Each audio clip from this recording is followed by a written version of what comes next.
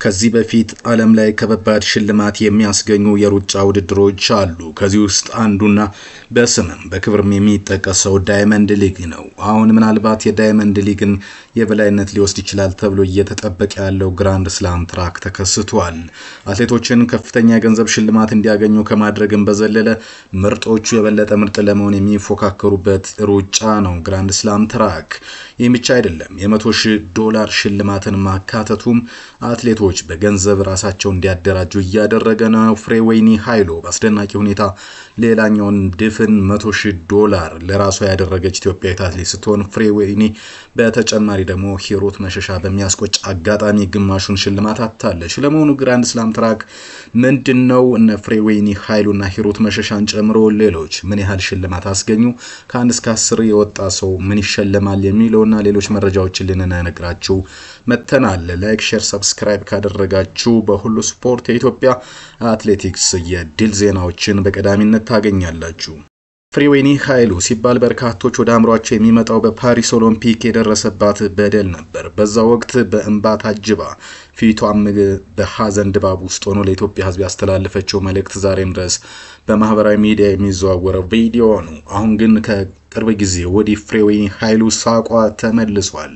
በደስታ በአሸናፊነትና እንዲሁም ደግሞ በደስታዋንም ስትገልጽ ከሌሎች አትሌቶች የተለየ ደስታ የሚስተዋልባትና በልዩ ልዩ የደስታ አገላለጽ ምልክቶች የምትታወቅ አትሌት ነች ፍሬወይኒ ኃይሉ። ፍሬወይኒ ኃይሉ ግራንድ ስላም ትራክን ካሸነፈች በኋላም በዛ ደስታ ስሜት ውስጥ ተስተውላለች። በሚያሚ በተደረገው ግራንድ ስላም ትራክ አጭር ርቀት አትሌት ፍሬወይኒ ኃይሉ አሸናፊ ሆናለች። ፍሬወይኒ በ800 ሜትር ሶስተኛ በመውጣት 6 ነጥብ ብታገኝም በ1500 ሜትር አንደኛ መውጣቷን ተከትሎ በአጠቃላይ በ18 ነጥብ ያጭር ርቀቱን አሸንፋለች። አትሌት ፍሬወይኒ በሚያሚ ግራንድ ስላም ትራክ $100,000 ተሸላሚ ሆነችበት ውጤትን ያስመዘገበችው አትሌት ድርቤ ወልተጂ ደግሞ በአጠቃላይ ውጤት አራተኛ ደረጃን አግኝታለች።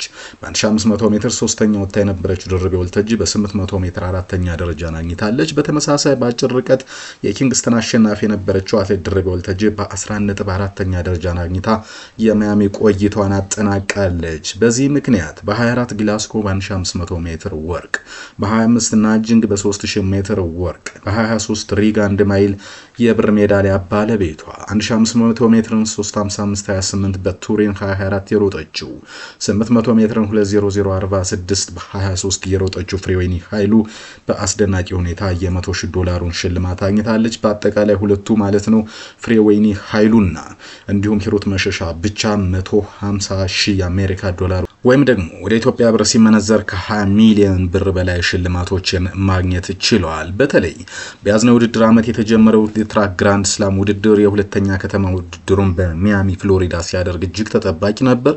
በዚህ አዲስ ውድድር አንድ አትሌት አሸናፊ ለመሆን በሚያደርጋቸው ሁለት ውድድሮች የተሻለ ነጥብ መሰብሰብ ይጠበቅበታል። አትሌቱ ወይም አትሌቷ በአንድ ከተማ በሚደረጉ ሁለት ውድድሮች በሚያስመዘግቡት ነጥብ መሰረት ነው አሸናፊነታቸውን የሚያረጋግጡት። ሁለቱ አትሌቶች ተመሳሳይ ነጥብ ቢያስመዘግቡ ምን ይደረጋል የሚለው ነው። ለምሳሌ በፍሎሪዳ ሚያሚ በተደረገ የግራንድ ስላም ውድድር ላይ አትሌት ሂሩት መሸሻና ኬንያዊቷ አግነስ ጀፕት ጄቲክ ተመሳሳይ 18 ነጥቦችን አስመዝግበው ነበር። ታዲያ እነዚህ ሁለት አትሌቶች ተመሳሳይ ነጥብ በማምጣታቸው በውድድሩ ሕግ ላይ እንደተቀመጠው በዶሚናንስ ስኮር መሰረት አግነስ ጄቲክ አሸናፊ ሆናለች። ይህ ማለት አንድ አትሌት በሁለት ርቀቶች የሚያስመዘግበው አማካይ የተሻለ ነጥብ ከሌሎች ልቆ እንዲቀመጥ ያደርገዋል ማለት ነው። ለምሳሌ አትሌት አግነስ ጄቲክ ከሂሩት መሸሻ እኩል ነጥብ ብታስመዘግብ በ3000 እና 5000 አጠቃላይ ድምር ውጤት አማካይ የተሻለ ነጥብ በማምጣቷ $100,000 የአሜሪካ ዶላር ተሸላሚ ሆናለች። የነጥብ አሰጣጥ ከውድድሮቹ ካስመዘገቡት ውጤትና አማካይ ውጤት ጋር በተያያዙ ነጥቦች መካከል ያለው ልዩነት ነው። በውድድር ዘመኑ መጨረሻ አጠቃላይ ነጥብ ያለው ተፎካካሪ ያሸንፋል። ሂሩት መሸሻም እንግዲህ በዚህ አሳዛኝ የጠባብ የነጥብ ልዩነት ምክንያት $50,000 አጣለች። ቢሆንም ብዙ የሚያስከፋ ውጤት አይደለም። የገቡበት ሰዓት ራሱ በጣም የሚያስቅ ሊባል የሚችል ልዩነት የነበረው ነው። የሆነ ሆኖ ግን አንደኛ የወጣችው አግነስ ጀቤት ነጌች $100,000 18 ነጥብ በማምጣት ሂሩት መሸሻም ተመሳሳይ 18 ነጥብ ቢኖራትም በዛ መስፈርት ምክንያት $50,000፣ ኢትዮጵያዊቷ መዲና ኢሳ $30,000 16 ነጥብ በማምጣት እንዲሁም ጃኔት ኬፒች ከኬንያ ከኬንያ $25000 8 ነጥብ በማምጣት ጽጌ ገብረሰላማ ከኢትዮጵያ $20000 አምጥታለች። እንዲሁም ደግሞ አይናዲስ መብራቱ በተመሳሳይ $15000 አምጥቷል። አጠቃላይ እንደ ደረጃ እስከ 8 ባወጡት $10000 ድረስ ሽልማት የሚያገኙበት ግራንድ ስላም ትራክ ውድድር አትሌቶችን ሀብታም በማድረግ ገበው ውድድርም ቀዳሚ ምርጫ የሆነ ብቅ ያለ ጉዳይ ነው። ለምሳሌ ግን ውድድሩ የተለያዩ ህጎች አሉት። ከዚህ በፊት በኪንግስተን ላይ ሁለት ኢትዮጵያን አትሌቶች $100,000 ባለቤት ነበሩ። እጅጋየሁ ታዬና ሀጎስ ገብረህይወት። ለምሳሌ አርብ ዕለት በሚያሚ ፍሎሪዳ በተጀመረ ግራንድ ስላም ትራክ ውድድር ላይ ሀጎስ ገብረህይወት አልተሳተፈም። ሀጎስ እንደምታስታውሱት ከኢትዮጵያ የመጀመሪያው ፈራሚ ቢሆንም በምትኩ ኬንያዊ አሞን ኪፖሞይም እንዲሳተፍ በመወሰኑ ምክንያት ሀጎስ ገብረህይወት ከዚህ ውድድር ውጭ መሆኑ ይታወቃል። እጅጋየሁ ታዬና ድርቤ ወልተጅ ግን የኪንግስተን ስላም ሻምፒዮን ነበሩ ከዚህ በፊት አፕሪል 7 በተደረገው ውድድር ማለት ነው። ይሁንና እጅጋየሁ ታዬ አልተሳተፈችም። አንደኛ በመውጣቷና ህጉ ይህን ባለመፍቀዱ ምክንያት ሌላዋ ድርቤ ወልተጅ ግን በዚህ ውድድር ላይ አሁንም ተሳትፋለች። በኪንግስተን ግራንድ ስላም ትራክ ውድድር ኢትዮጵያን አትሌቶች እንግዲህ ገና ውድድሩ ከመጀመሩ አንስቶ ታሪኮችን ማስመዝገባቸውን ቀጥለዋል። በኪንግስተን ግራንድ ስላም ትራክ ውድድር የመጨረሻ ቀን ኢትዮጵያኑ እጅጋየሁ ታዬና ሀጎስ ገብረህይወት በ5000 እና 3000 ሜትር በማሸነፍ የኢትዮጵያን የድል ታሪክ አሃዱ ያሉበት ነው።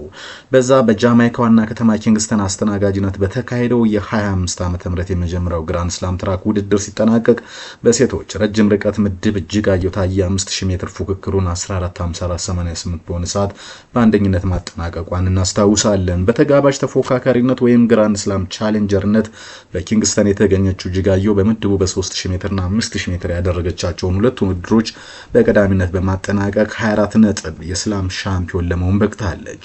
በዚሁ ምድብ ዋና ተወዳዳሪ ወይም ግራንድ ስላም ሬሰር በመሆን የተፎካከረች ኢትዮጵያ ጽጌ ገብረሰላማ 5000 ሜትር ውድድርን 15:24:62 በሆነ ሰዓት በሶስተኝነት አጠናቃ ነበር። በ3000 ሜትር ውድድር ላይም በተመሳሳይ የሶስተኛ ደረጃን ይዛ አጠናቃ የነበረችው ጽጌ በድምሩ 12 ነጥብ በማስመዝገብ ያጠቃላይ ውድድር በሶስተኝነት ለማጠናቀቅና $30,000 ተሸላሚ ለመሆን ችላ ነበር። ጽጌ ገብረሰላማ አሁን ደግሞ ድጋሚ $20,000 ተሸላሚ መሆን ችላለች። በወንዶች ረጅም ርቀት ምድብ በተካሄደው 3000 ሜትር ውድድር ላይ 5000 ሜትር ውድድሩ በዛ ማሸነፍ የቻለው ሀጎስ ገብረህይወት ነበር። ወደፊት ቀድሞ በመውጣት ብቻውን መርቶ 7:51:55 በሆነ ሰዓት ነበር ያሸነፈው። በዚህ ምክንያት አንድ ሻምፒዮን ደግሞ በተመሳሳይ ውድድር አያደርግም ወይም ባንዳ ውድድር አመት በሚለው እጅጋየሁ ታዬና ሀጎስ ከዛ ውጭ ቢሆኑም ውድድሩ እንደተጀመረ የሀገሩ ልጅ ሀጎስን አስከትሎ ወደፊት ወጥቶ የነበረውና በኋላም ከሌሎች ተወዳዳሪዎች በሰፊ ርቀት ቀድሞ ሀጎስን አስከትሎ የነበረው ሌላኛው ኢትዮጵያዊም በዛ የምናስታውሰው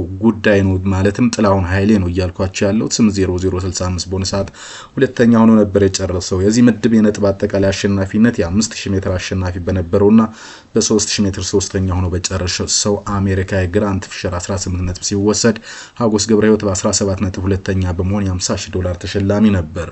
በ10 ነጥብ አራተኛ ሆኖ ያጠናቀቀው ጥላሁን ኃይሌም $50,000 ተሸላሚ ለመሆን በቅቶ እንደነበረ የምናስታውሰው ነው። ሀጎስ ገብረህይወት ዘንድሮ ከኢትዮጵያ ግራንድ ስላም ትራክ ዋና ተወዳዳሪ ግራንድ ስላም ሬሰር ሆኖ እየተሳተፈ ያለ ብቸኛው እንደ አትሌት መሆኑ ይታወሳል። ጥላሁን ኃይሌ በኪንግስተን የተገኘው በተጋባዥ ተፎካካሪነት ግራንድ ስላም ቻሌንጀርነት እንደነበረ ይታወቃል።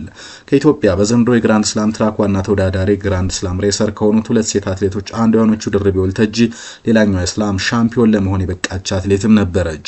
በሴቶች አጭር ርቀት ምድብ ተፎካከረች ድርቤ በመጀመሪያው ቀን በ800 ሜትር ሁለተኛ እንዲሁም በሁለተኛው ቀን በ1500 ሜትር አንደኛ በመውጣት በድምሩ ባስመዘገበችው 20 ነጥብ $100,000 ሽልማት አሸናፊ መሆኗን እናስታውሳለን። የመክፈቻ የግራንድ ስላም ትራክ የውድድር አመት ሁለተኛ መዳረሻ ሚያሚ ስላም በሚራማር ፍሎሪዳ በሚገኘው አንሴን ስፖርት ኮምፕሌክስ እየተካሄደ ይገኛል። በግራንድ ስላም ትራክ በእያንዳንዱ አስተናጋጅ ከተማ በሚደረግ ውድድር ላይ የሚሳተፉ አትሌቶች በሚያደርጓቸው ሁለት ውድድሮች በሚያስመዘግቡት ድምር ነጥብና ደረጃ መሰረት የሚያገኙት የሽልማት የገንዘብ መጠን ይህን ይመስላል።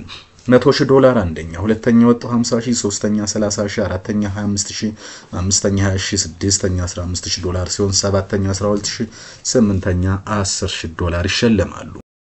ግራንድ ስላም እንግዲህ በትራክ ውድድሮች ታሪክ ከፍተኛ ሽልማት የሚያስገኝ ውድድር ሆኖ ተከስቷል። በሚያዝያ ወር በአሜሪካ ተጀምሮ በየቀጠለ ያለ ነው። ከዛ በፊትም በጃማይካ ኪንግስተን ተካሂዷል። በቅርብ ዓመታት በውድድር ቁጥር ማነስ ምክንያት እየተቀዛቀዘ የነበረው የትራክ ሩጫ ያነቃቃል ተብሎ እየተጠበቀ ነው። እንግዲህ ውድድር በቀድሞ 4 ጊዜ የኦሎምፒክ አሸናፊ ማይክል ጆንሰን የተመሰረተ የትራክ ግራንድ ስላም ውድድር ሲሆን እንደ አውሮፓውያን አቆጣጠር የትራክና የሜዳ ተግባራትን ይዞ በ2025 የተጀመረ ነው። ሊጉ የነደፈው አትሌቶች የመታየትና ስፖንሰርሺፕ እድሎች እንዲያገኙ ለመርዳት ሲሆን የኦሎምፒክ ውድድር በ4 ዓመት አንዴ ሲሆን በተቃራኒው የግራንድ ስላም ትራክ ሊግ በአመት 4 ጊዜ ይካሄዳል። ይህም ትልልቅ አትሌቶች በተደጋጋሚ እርስ በርስ እንዲገናኙ እድሎችን የከፈተ ነው እየተባለ ነው። ልክ ለፍሬወይኒ ኃይሉና ለነ ሂሩት መሸሻ ለነ እጅጋየሁ ታየና ለነ ሐወስ ገብረ ህይወትን ጨምሮ ለነ መዲና ኢሳ ደረቤት ወልተጅ እንደከፈተው ውድድሩ በሁለቱም ጾታ ከ100 ሜትር እስከ 5000 ሜትር ድረስ ያሉ አትሌቶች በውድድር አመቱ ባስመዘገቡት የተሻለ ሰዓት መሰረት ተጋብዘው ወይም በማኔጀሮቻቸው አማካኝነት የመካፈል እድል ያገኙ ነው። አትሌት ጽጌ ገብረሰላማ በዚህ ውድድር ላይ አስቀድማን በመመዝገብ የመጀመሪያው አትሌትም ነች። ይህንን ጽሁፍ እስከተዘጋጀበት ጊዜ በእያንዳንዱ ስላም በድምሩ $3 ሚሊዮን አካባቢ ለሽልማት ቀርበዋል። በሎስ አንጀለስ ከተማ መቀመጫውን ያደረገው የትራክ ግራንድ ስላም $30 ሚሊዮን በላይ ኢንቨስትመንት ለውድድሩ ያደርጋል። ሌትስ ረን ባሳለፍነው መስከረም ወር ባወጣው መረጃ መሰረት ውድድሩ በሎስ አንጀለስ፣ ኒውዮርክ፣ ጃማይካ ኪንግስተን እና በእንግሊዝ በርሚንጋም በሚያዝያ ወር 2 ሳምንትና በግንቦት ወር 2 ሳምንት እንደሚካሄድ ዘግቧል። የትራክ ግራንድ ስላም ውድድር አትሌቶች በአንድ የውድድር ዘርፍ አራቱንም የግራንድ ስላም ሊጎች ቢያሸንፉ $400,000 የአሜሪካ ዶላር አሸንፈው በአጠቃላይ ህይወታቸውን የሚቀይሩበት እድል ነው። ኢትዮጵያ አትሌቶችም እንግዲህ የዚህ ገጸ በረከት ተቋዳሽ እየሆኑ ይገኛሉ። ክቡራትና ክቡራን የሁሉ ስፖርት ቤተሰቦች ላይ ያስላችሁ መረጃዎች እነዚህን ይመስላሉ። ሐሳብ አስተያየት ካላችሁ ጻፉልን። ኮሜንት ቦክሳችን ክፍት ነው። አሁን አበቃው። መልካም ጊዜ